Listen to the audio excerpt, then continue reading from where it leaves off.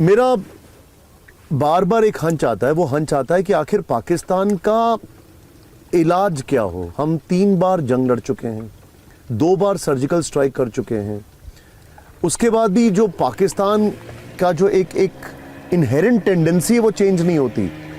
क्या परमानेंट इलाज है? फुल एंड फाइनल पाकिस्तान का कैसे किया जाए? नहीं, चेंज नहीं हुई वो उनका। देखिए, जब तक वहाँ पर मिलिट्री एंट्रेंस्ड है, मिलिट्री एक इंडस्ट्री है वहाँ पर, और वो कभी भी नहीं चाहेंगे कि हमारे पड़ोसियों से ताल्लुकात उनके अच्छे हो जाएं। भारत छोड़िए, अफ़गानिस्तान के बॉर्डर पोस्ट पर गोलियां चला रहे हैं, ईरान के बॉर्डर पोस्ट पर गोलियां चला रहे हैं, हर जगह ये लोग अपनी गंदगी को फैला रहे हैं। तो ये हमको ये समझ के चलना पड़ेगा कि ये लोग जब तक रहेंगे, हमको ये समझ के चलना पड़ेगा कि ये लोग सुधरने वाले नहीं हैं। तो इसीलिए एक हुकूमत के पास ये ज़रूरी है कि अब की बार हम लोग उनको एक मौसर जवाब दें, कॉन्क्रीट जवाब दें, ताकि वो 100 मरतबा सोचें दोबारा इस तरह की हरकत करने। अगर सोचते हैं तो सोचना पड़ेगा उनको। नहीं, लेकिन जवाब का मतलब क्या है? जवाब का मतलब आप ये कह रहे हैं कि जो पहले कर चुके हैं सर्जिकल स्ट्राइक्स, या फिर आप बोल रहे हैं कि वो सुधरने वाले नहीं है, तो कन्वेंशनल वार इसका रास्ता एक है? नहीं, मैं कुछ नहीं कह रहा हूँ। आपको लगता क्या? नहीं, देखिए, ये फैसले हमारी सरकार को करना है जी।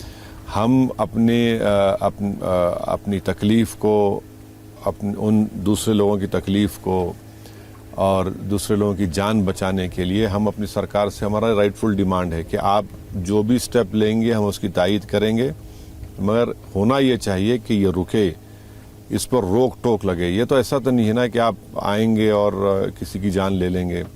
पिछले साल जुलाई में रेसी में वैष्णो देवी के पास भी 60 टूरिस्ट को गोली मारी गई थी।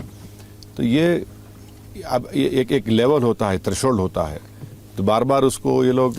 मैंने आपसे ये सवाल इसलिए पूछा ओवैसी जी, क्योंकि आज जब देश ये हालात देख रहा है तो उसके मन में ऑलरेडी 2 केस स्टडीज हैं।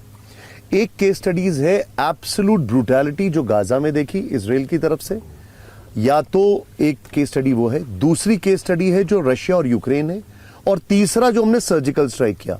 आपने ठीक कहा कि ऑप्शन सरकार को डिसाइड करना है, लेकिन जब असदुद्दीन ओवैसी ये कहते हैं कि परमानेंट इलाज करना होगा, पाकिस्तान की मिलिट्री ऐसी ही रहेगी, तो वो परमानेंट इलाज में आपका सजेशन क्या है? नहीं, देखिए, गाजा की मिसाल देना गलत है। गाजा में फ़लस्तीनियों, इजराइल वहाँ पर एक ऑक्यूपेशनल फोर्स है।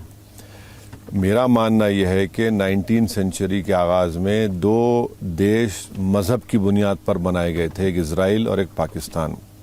एक जूस के लिए, जो जूस के लिए नहीं बनाया गया, जो ज़ायनिस्ट आइडियोलॉजी को मानने वाले थे उनके लिए बनाया गया, और पाकिस्तान इस्लाम के नाम पे। दोनों भी फेल्ड स्टेट हैं। तो वो गाज़ा की मिसाल देना, मैं समझता हूँ कि हमारे मुल्क की बहुत बड़ी तौहीन होगी। यूक्रेन और रशिया की मिसाल वो भी अलग मामला है। हमको अब हमारे लिए क्या डिटरेंस हो सकता है और कैसे हम इसको रोक सकते हैं, मुझे यकीन है कि हमारी सेना में, हमारी फ़ौज में ऐसे काबिल लोग हैं, और सरकार में भी है, जो सही सोचकर सही फैसला करेंगे और ताकि इस पर रोक टोक लगा सके। गाज़ा की मिसाल देना भारत की तौहीन होगी, वहाँ तो जेनोसाइड हो रहा है। ठीक है, अब जो सरकार कर रही है अभी तक, क्या ओवैसी साहब उससे संतुष्ट हैं? नहीं, जितने कैबिनेट कमेटी ऑन सिक्योरिटी ने जो स्टेप्स लिए, जो फैसले लिए, यकीनन वो हम सब उसकी तायीद करते हैं। चाहे ट्रेड बंद करने की बात हो, पाकिस्तान के डिप्लोमेटिक स्टाफ की कमी हो, और ट्रेड को ख़त्म करना हो, और इंडस वाटर ट्रीटी को बेंच पे रखना हो, और फिर ये कोशिशें की जा रही हैं कि FATF के ग्रे लिस्ट में पाकिस्तान को डाला जाए। फिर हमने अपने हमारे वतन अजीज़ के पाकिस्तान का कोई एयरक्राफ्ट आएगा ना, कोई नेवल शिप्स आएंगे। ये सब तो फैसले यकीनन पूरा देश इसके साथ खड़ा है, तायीद कर रहा है। हमने वाटर की सर्जिकल स्ट्राइक कर दी, जो कि अपने आप में उनके लिए बड़ी मुसीबत होने वाली आने वाले समय में, क्योंकि हम उनको प्रेडिक्शंस नहीं देंगे। हमने पीपल टू पीपल कांटेक्ट को लेकर एक सर्जिकल स्ट्राइक कर दी, सब कुछ बैन कर दिया है, उनके सोशल मीडिया अकाउंट्स भी। फिर हमने उनके ऊपर इकोनॉमिक सर्जिकल स्ट्राइक कर दी। आने वाले समय में एफएटीएफ में अगर जिस तरीके से भारत आगे बढ़ रहा है, शायद एफएटीएफ में भी वो ग्रे लिस्ट में चले जाएंगे। आपको लगता है उसके बाद भी वॉर या मिलिट्री एक्शन एक नेसेसिटी है?